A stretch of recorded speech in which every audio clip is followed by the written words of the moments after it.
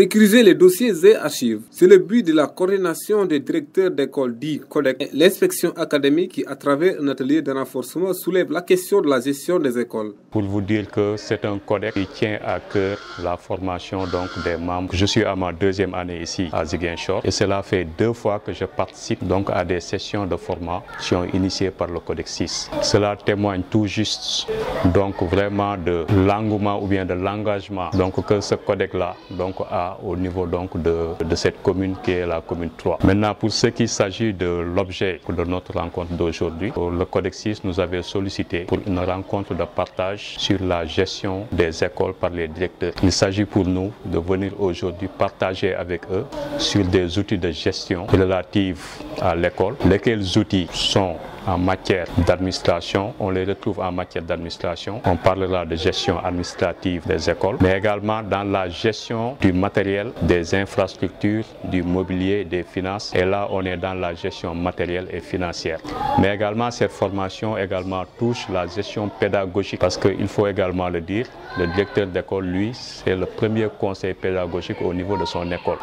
Et en tant que tel, il se doit d'avoir les outils pédagogiques pour mener à bien cette mission de gestion des ressources humaines qui sont dans son école. Oui, le cahier de service, c'est un document qu'on retrouve à l'école, où sont consignés pratiquement tous les événements qui sont relatifs à la vie de l'école. Outre ce document, il y en a d'autres, lesquels qu'on est en train de partager en ce moment. Il y a le cahier de communication interne, il y a le règlement intérieur. On a partagé sur les fichiers, on a partagé sur même les documents qui doivent figurer par rapport à l'affichage du directeur. On va finir par partager sur des outils de gestion en matière de finances, parce qu'il faut également se dire que le directeur d'école en tant que chef de service aura non seulement à gérer du personnel, c'est-à-dire des enseignants, c'est-à-dire des élèves, c'est-à-dire le personnel d'appoint, c'est-à-dire également les partenaires, mais également en tant que chef de service, il est à gérer ce qu'on appelle du matériel. L'État lui confie en matière de table-banc, en matière le matériel didactique. Donc il aura également à gérer avec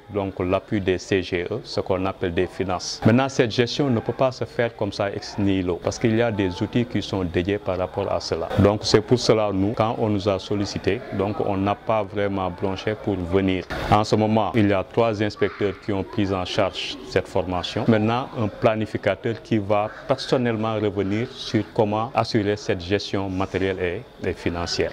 L'archivage dans tout service est important parce que ça permet maintenant une continuité du service. Parce qu'un service, l'administration, c'est de l'écrit. Quand on vient dans une école, même si le directeur n'est plus dans l'école, nous, en tant qu'institutionnels, si on a besoin d'une information relative à cette école, on doit pouvoir l'avoir. Pour l'avoir maintenant, il y a lieu tout juste favoriser ce qu'on appelle l'archivage. À chaque fois qu'on reçoit un document, ou bien à chaque fois qu'on transmet, on garde une copie au cas où, si on en aura besoin un jour, qu'on puisse vraiment revenir à ce document-là pour pouvoir avoir les informations nécessaires par rapport à cela. Mon père Vieira, le président du CODEC 6, est revenu sur le pourquoi de cet atelier. L'atelier, nous, on l'a convoqué par rapport au début de l'année. À chaque fois, on voyait qu'il y avait quelques cafouillages, la transmission des documents. Et aussi, il y a aussi beaucoup de directeurs qui sont des directeurs d'école et qui n'ont jamais reçu une formation. On a dit la meilleure que chacun puisse être conscient à savoir son rôle et sa mission. C'était de convoquer